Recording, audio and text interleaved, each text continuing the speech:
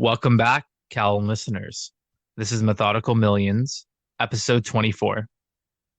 Thanks everyone for tuning in today. Cal, there was a really cool presentation on Neuralink, and we briefly brought it up last time, but there was a lot of new developments on it. I wanted to know if you had a chance to watch it. Yeah, I've actually watched it a couple days ago and it's absolutely fascinating. For those of us who don't know what Neuralink is, can you explain a bit more what that is? Absolutely. So Neuralink is an Elon Musk company, and I think it started when he noticed that AI, mostly from Google, started to advance at a pace that's faster than we might be able to control. And the overarching theme is what happens one day if AI becomes this unstoppable force where we really lose our autonomy of being on top of the food chain and life as we know it might change. So it's very sci-fi. And if we start to unpack the layers here, there's actually a lot of health implications that will likely solve things that we struggle with. So the short-term goal of Neuralink is to actually solve things like paralysis. So if you have a spinal cord injury or you were born paralyzed, something like that is typically due to neurons not firing correctly through your body. And as far as I understand it, neurons are basically electrical signals in your brain. And the brain is one of those things that isn't really known well.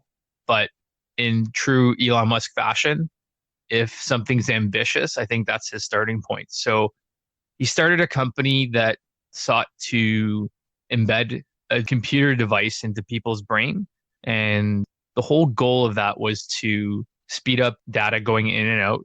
And we kind of have that with smartphones, but it's not really connected. It's not connected to our thoughts, it's separate. So with Neuralink, this presentation was actually the first time it has been demonstrated live. So there was a presentation, I think 6 months or a year ago, where it was announced that it's in development and it went from sci-fi to reality. And this is still step one. So it's not quite ready for public use, but every big breakthrough takes one step at a time. So what he did was he demonstrated a working Neuralink in pigs. And this is essentially a device that looks about the size of a smartwatch. And this watch sized device, it almost looks like it has tentacles like a jellyfish. So imagine a circle base and a bunch of little wires hanging down. The crazy part to me that I'm still trying to understand is these wires actually connect to your brain matter. And I can't even tell you what the brain looks like. I think they actually showed a live feed of it being installed. So super small wires. Apparently, this is a surgical procedure that can be done in about a half day. You're not going to be on any anesthesia. But the part that makes me a little bit uneasy is that it actually removes a piece of your skull. So you're cutting a piece to insert a device that's going to augment how you process information. And it's crazy because it's almost like a miniature cell phone and it's got to be charged. So my first reaction was this is going to be like the Matrix. I think he talked about plugging it in to charge it. It's almost like those smartwatches that actually sit on a base to charge. And he showed like a USB plug-in. It's really, really different. I will say that. I mean, 100 years ago, no one could imagine the smartphone, let alone it being embedded in us. So lots of wacky stuff going on here. Cal, what were your first impressions seeing this device? Whether you agree with Neuralink and what they're planning on doing or not, you have to admit this is very exciting stuff. Just to understand the potential behind this, it could be exciting and scary at the same time, but you hope that very smart people are working behind this. They put a lot of effort. They're dedicating their expertise, their careers, their lives to doing something that will be life changing.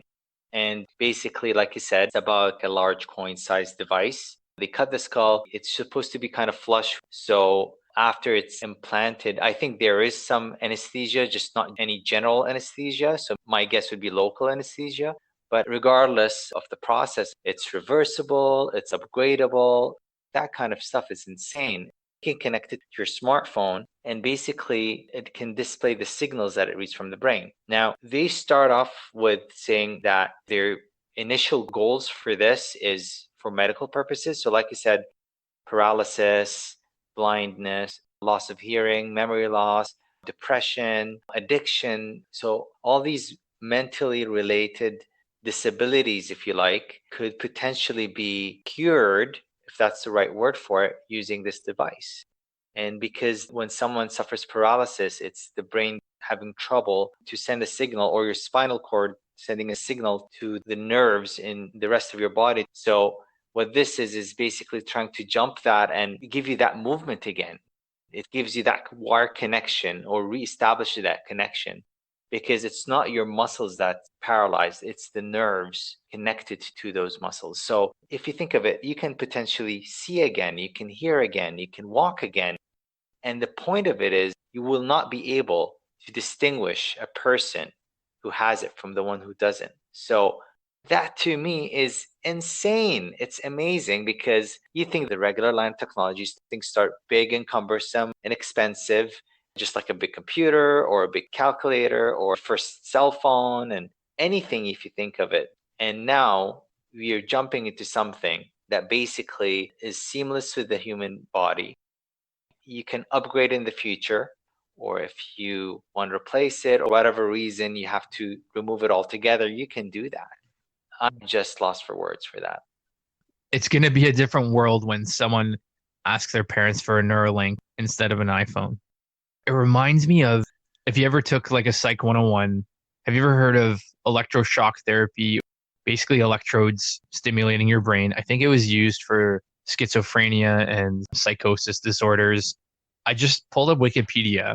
It looks like in '01, 1 million people in the US annually received electroshock therapy. So I want to make something clear that this isn't a novel idea in terms of changing or interfering with the brain's electromagnetic waves. It's more of an evolution on previous practices. And Elon Musk made a point, which is the gold standard of Neuralink before this company was a device with thicker wires. And apparently it's helped 100,000 people already with actual changes and improvements in their lives. And if you take it from a perspective of wanting to take someone who really can't function in a normal way where they can do things they want to do and they're really impacted by what's going on in their heads, I think it's definitely clever and interesting. So, what made me very optimistic about this idea that he's building is, he's going to hit it out of the park when he talks about 10xing something or improving something 100x. He's done that with rockets,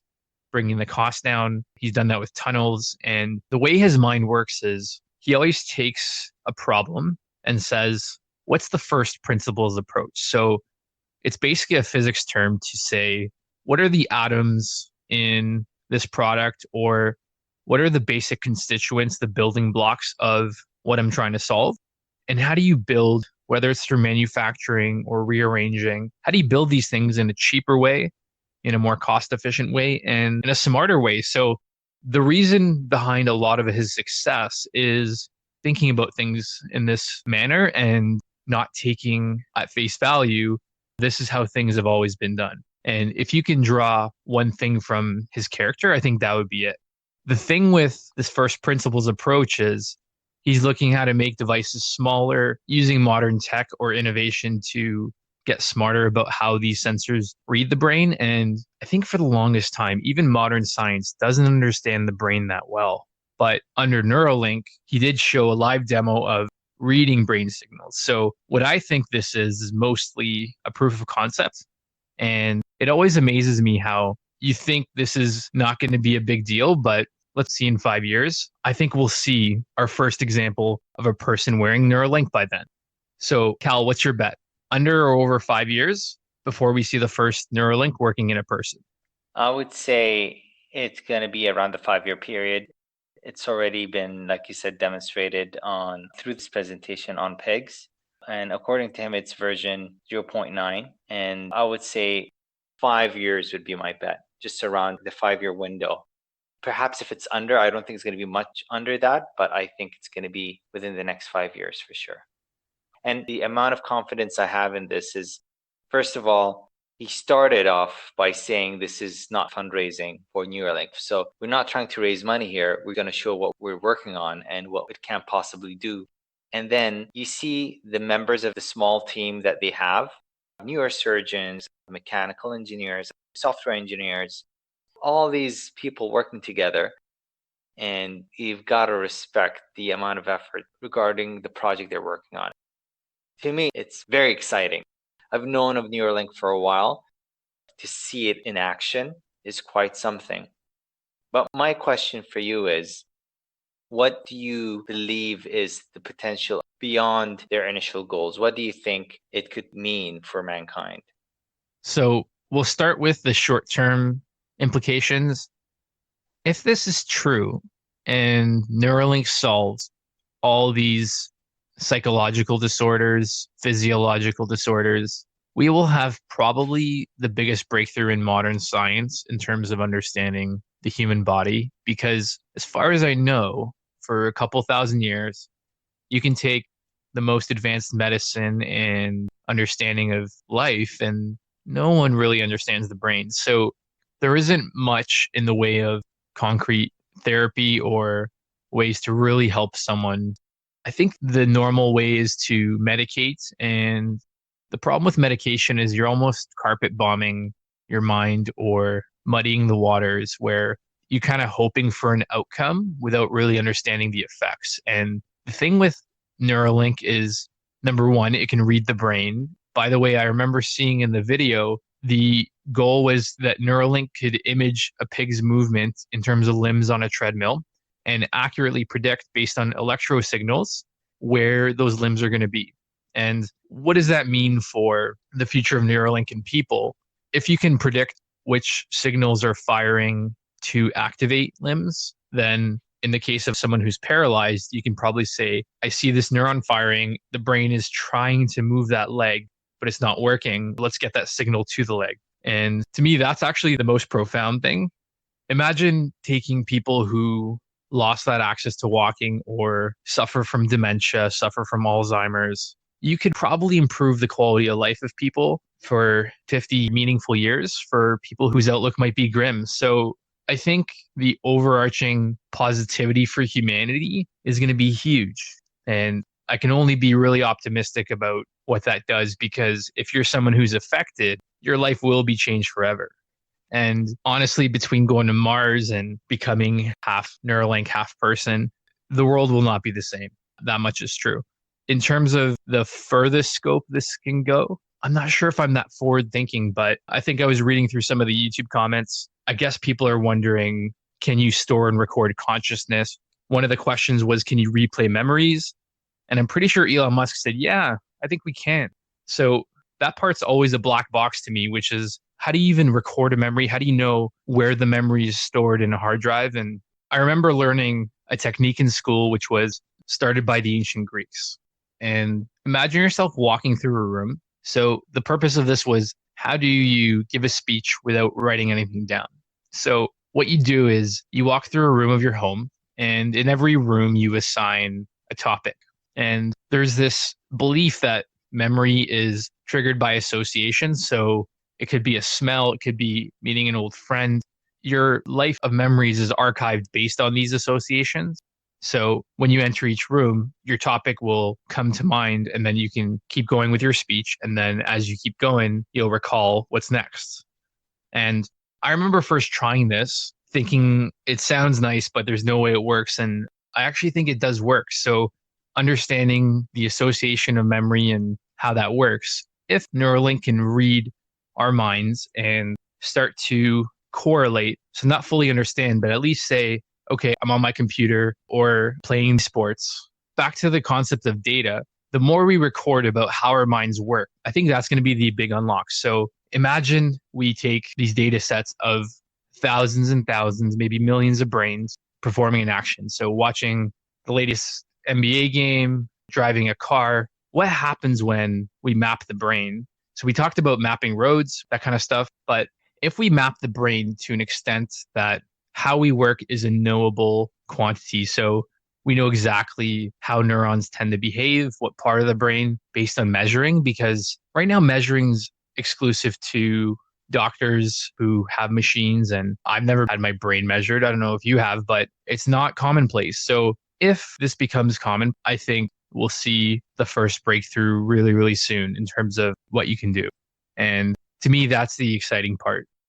I guess the scary part would be I saw the joke, what happens when you start getting advertisements in your sleep? That'd be terrible. But it is a very good ethical question on where do we draw the line? So, Cal, do you see yourself getting a Neuralink in your lifetime? Why and why not? What would be the case for both? The short answer would be at some point, yes, I would.